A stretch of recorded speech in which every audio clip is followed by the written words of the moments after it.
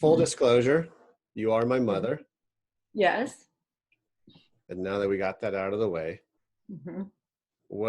tell us about your connection with Courage Ride.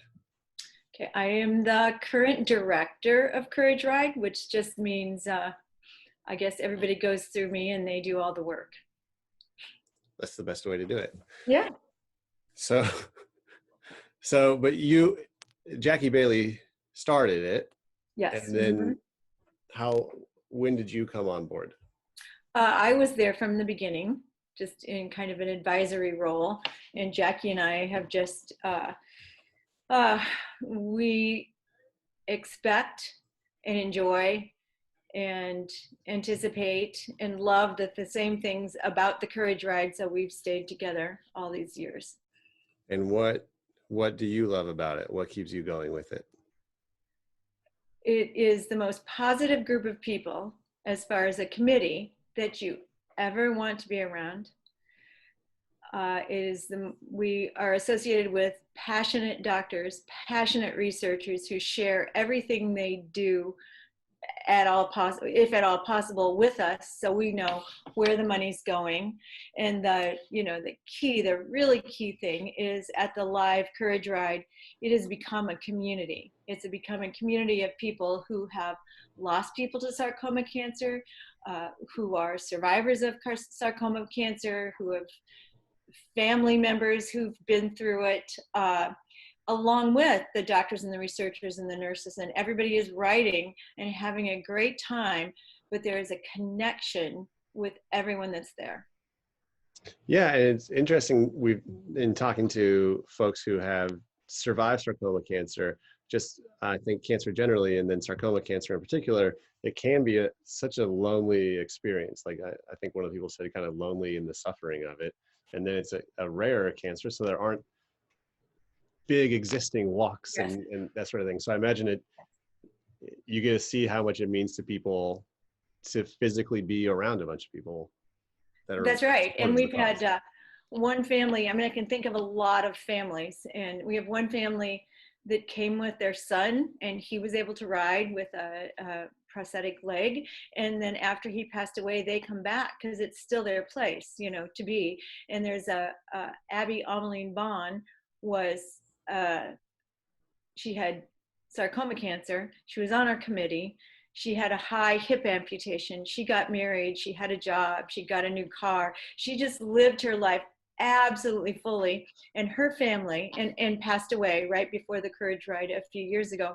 And her family not only comes back, but they bring back every new baby and every new generation. And it's really too bad this year they can't come back, because the kids enjoy coming back. Everyone enjoys being there.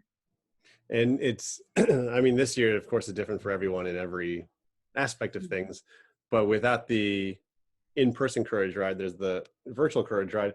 But in talking to the doctors, like, the Courage Ride is so important to the research and the treatment that it's still important to have the Courage Ride in terms of financial contributions to the research. Well, and what most people would never guess is we had actually decided to add a virtual ride to our ride before COVID became so everywhere, ubiquitous. We had decided to add a virtual ride so that people who maybe could not travel, or their whole families couldn't travel here, they could do a ride in their hometown or wherever they are. So we were adding that, thank goodness, and then we just added that as the only way, along with the Facebook Live fundraiser that we're doing today and the silent auction online.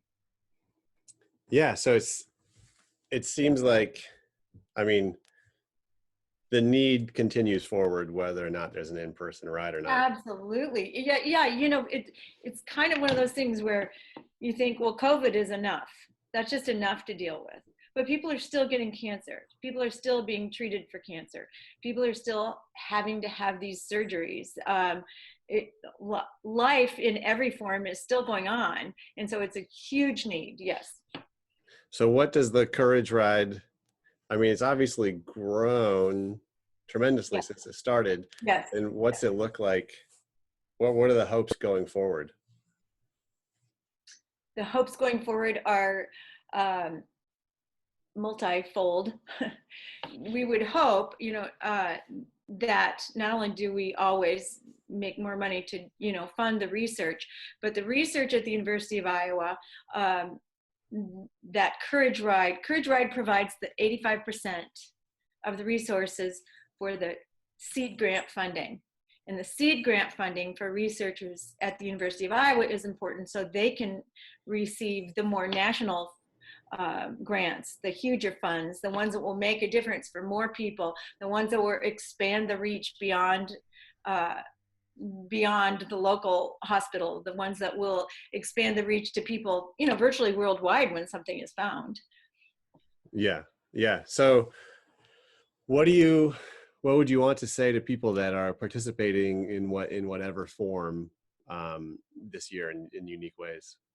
Well, obviously to say thank you very much for participating, and we hope that they feel just as much of a part of it as they might have felt when they were actually here. I know that's difficult, but we're trying to make that possible. We encourage people to bring in, to send us their photos from their rides so we can post those. So we encourage there still to be a community. Yeah. Seems like that's kind of one of the pillars of it. So then, being my mother, as opposed to other folks that I've interviewed for this, you might tell me afterwards that I forgot to ask you any questions that you wanted to answer. So I'll allow you the opportunity. Is there anything that you wanted to say that I didn't get us to? If I think about it, I can find lots of things. But one of the things I want to say is that our sponsors have been incredible. We have people that weren't able to stay with us, and we have people that are able to stay with us. Also, Big Grove, where I'd like to tell you about a change. Okay, so the change that happened is this ride started in Hills, which is as small as it sounds, Hills City Park. Then we moved it to another location at a school, which gave us more resources for Iowa Mennonite School, which does not currently have the same name, but it was Iowa Mennonite School. That expanded some of our resources. And then last year, because we're always about keeping up with what is going to move us forward. So we decided that having it at Big Grove, which is a restaurant and brewery in Iowa City, which has expands our resources even more, so we could serve more people more easily, but still have our ride, which goes from, when we were able to add a 5-mile ride, we were able to add a kids ride, and we still go up to 100 miles. So we've changed from very small, getting larger. We've also changed to the point, I believe I've forgotten the question, Jeff, which was what are the things I wanted to cover? The question was, what Freestyle? What do you want to add? Yeah. Okay. Doing it. Okay, so Big Grove was just an awesome partner for us because for the people who aren't able to see it, there's a lot of seating both indoors and out. It's a place that we could gather after and all kind of celebrate the day. And they were, at the end of last year, they told us, oh, by the way, you don't have to pay for the breakfast that you bought. We had no idea they were doing that. So we were looking forward to the simple planning of it this year with Big Grove again, but we are very grateful to them again. So we will be hoping to go back to them, but we've just continually, every year we find new partners, new people who are willing to contribute in some way or another. We always have people that come up and say, I think I'd like to do something for the Courage Ride. It's just an amazing community that grows in ways that we don't even plan. We plan it well, but we grow in ways we don't even plan. Yeah. Well, there you go. You did a good job, Leora. Thank you, Jeff. I believe you did a good job too. Can I add one more thing? You know, the PS, always the callback. Mm-hmm. So what we were planning on adding this year, and we had a little kids ride last year. This year we were going to have a ride, a loop that was going to have a kids rest stop that the hospital was going to do, which was going to be awesome. So what I want to add for people is, I don't care if you are 2 or if you are 102. If you want to be part of our community, you can do that. That's a perfect way to end it. Mm-hmm. All right. Thank you, Leora Houghton. Thank you, Jeff Houghton.